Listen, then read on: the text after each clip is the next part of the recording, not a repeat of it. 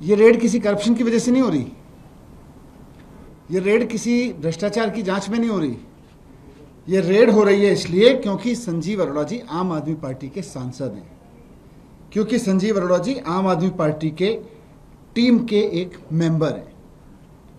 ये प्रधानमंत्री जी की पूरी मोडस ऑपरेंडी है, क्योंकि आम आदमी पार्टी को वो ना चुनाव में हरा पा रहे हैं, ना केजरीवाल जी को रोक पा रहे हैं, ना केजरीवाल जी के हौसले तोड़ पा रहे हैं, ना केजरीवाल जी की टीम को तोड़ पा रहे हैं। तो एक बार फिर से कोशिश की जा रही है कि उनके एक एमपी को इस तरह से घेरो। इन्होंने सबसे पहले सत्येंद्र जैन जी को गिरफ्तार किया, उसके बाद मुझको गिरफ्तार किया, विजय नायर को गिरफ्तार किया, संजय सिंह जी को गिरफ्तार कराया ईडी से, अरविंद केजरीवाल जी को ईडी से गिरफ्तार कराया। सब बाहर आ गए, पूरा केस इनका तहस नहस हो गया। सुप्रीम कोर्ट ने उस केस के बारे में जिस तरह की टिप्पणियां की हैं, उसके बाद तो इन अधिकारियों को जो नरेंद्र मोदी जी के इशारे पे झूठे झूठे केस बना रहे हैं, डूब मरना चाहिए। उन पे तोहमत लगाई है एक तरह से कि कैसे कैसे गवाह ले आते हैं, 2 मिनट नहीं टिकेंगे, इतना सब बोला है। उसके बावजूद प्रधानमंत्री जी रुक नहीं रहे, प्रधानमंत्री जी अपने आप को कंट्रोल नहीं कर पा रहे कि अरविंद केजरीवाल जी को कैसे खत्म किया जाए।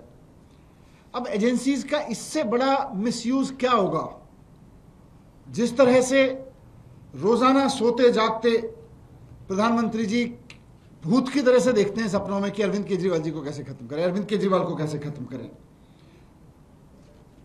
कोर्ट इनको कह चुका है भाई, लीगल जो एजेंसीज हैं, कि आप इलीगल यूज हो रहे हो, पॉलिटिकल यूज हो रहे हो आप। कोर्ट इनके बारे में कह चुका है, इनको पिंजड़े का तोता कह चुका है कोर्ट। पीएमएलए जिसको बनाया गया था देश में आतंकवादियों की फंडिंग को रोकने के लिए, देश में ड्रग माफिया की फंडिंग को रोकने के लिए, उसका इस्तेमाल पॉलिटिकल राइवल्स के खिलाफ कर करके जब इन्होंने मिसयूज करना शुरू किया, तो अंत में कोर्ट की तरफ से ऐसे ऑर्डर्स आए जिससे पूरा का पूरा पीएमएलए अब वीक हो चुका है। पीएमएलए में जो कठोर धाराएं थी वो वीक हो चुकी हैं।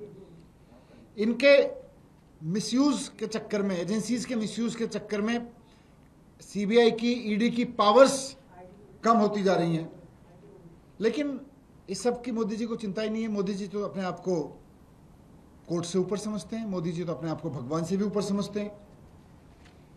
ये हो क्यों रहा है? आज जो रेड हो रही है, क्योंकि अभी तक तो कहीं कुछ नहीं था, आज जो रेड हो रही है वो क्यों हो रही है? क्योंकि कल परसों में हरियाणा के एग्जिट पोल ने इनका सारा समीकरण इनके सामने कर दिया है। हरियाणा के एग्जिट पोल ने बता दिया है कि एक और राज्य में भारतीय जनता पार्टी की अंतिम विदाई तय हो गई है। देश से धीरे धीरे जून के चुनाव से होना शुरू हुआ और अब धीरे धीरे हरियाणा तक आ गई बात। हरियाणा के एग्जिट पोल से जो माहौल बन रहा है देश में, और फिर लोगों को लगने लगा है कि भारतीय जनता पार्टी को बस अंतिम बार देख रहे हैं लोग। एग्जिट पोल ने एकदम बता दिया है कि अब इनके जाने का समय आ गया है।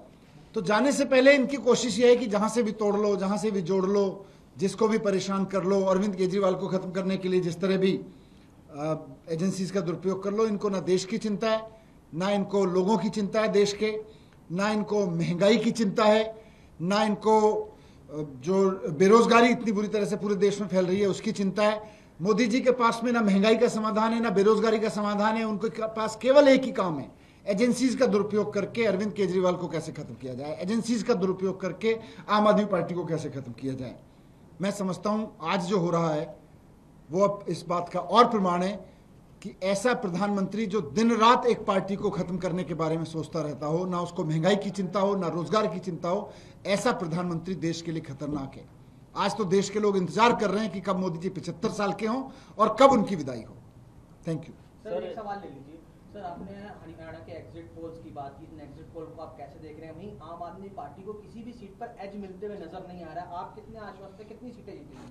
मैं इस बात को लेकर आश्वस्त हूं कि अब देश में भारतीय जनता पार्टी जो ईडी के दुरुपयोग के लिए, सीबीआई के दुरुपयोग के लिए सबसे शर्मनाक स्तर पर पहुंच गई है, वो अब अपने आप को खत्म कर रही है।